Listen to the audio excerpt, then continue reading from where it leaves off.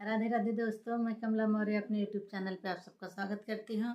दोस्तों आज एक लेके आई हूँ सोहर उठान गीत। कैसा लगा आप लोग कमेंट के माध्यम से ज़रूर बताना और गीत अंत तक देखें। और दोस्तों मेरा 2 चैनल है, एक कमला मौर्य और एक कमला मौर्य शॉर्ट। आप लोग सर्च करके एक बार ज़रूर देखें। गीत कैसा लगा आप लोग कमेंट के माध्यम से बताना।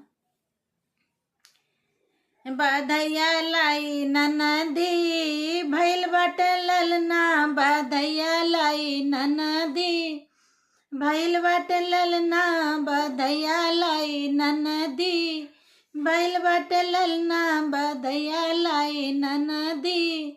पहिला चढ़ावा सासु मोर चढ़ई है, पहिला चढ़ावा सासु मोर चढ़ई लूटई है धना अंगना, भैल बाटे ललना लूटई है धन अंगना, भैल बाटे ललना बधैया लाई ननदी, भैल बाटे ललना बधैया लाई ननदी, भैल बाटे ललना बधैया लाई ननदी।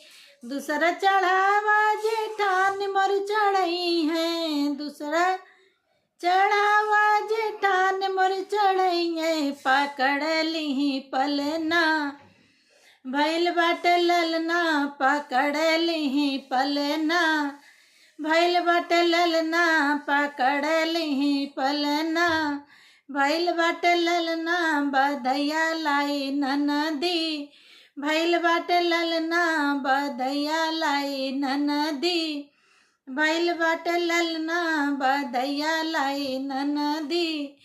तीसरा चढ़ावा देवरे मोर चढ़ई है, तीसरा चढ़ावा देवरे मोर चढ़ई है, बजावई लगे बंसी, भैल बाटे ललना बजावई लगे बंसी, भैल बाटे ललना बधैया लाई ननदी, भैल बाटे ललना बधैया लाई ननदी, भैल बाटे ललना बधैया लाई ननदी। चौथा चढ़ावा ननद मोर चढ़ई है, चौथा चढ़ावा ननद मोर चढ़ई है, मांगे लगी कंगना, दैदा भौजी कंगना, भैल बाटे ललना हो दैदा भौजी कंगना, भैल बाटे ललना बधैया लाई ननदी, भैल बाटे ललना बधैया लाई ननदी, भैल बाटे ललना बधैया लाई ननदी।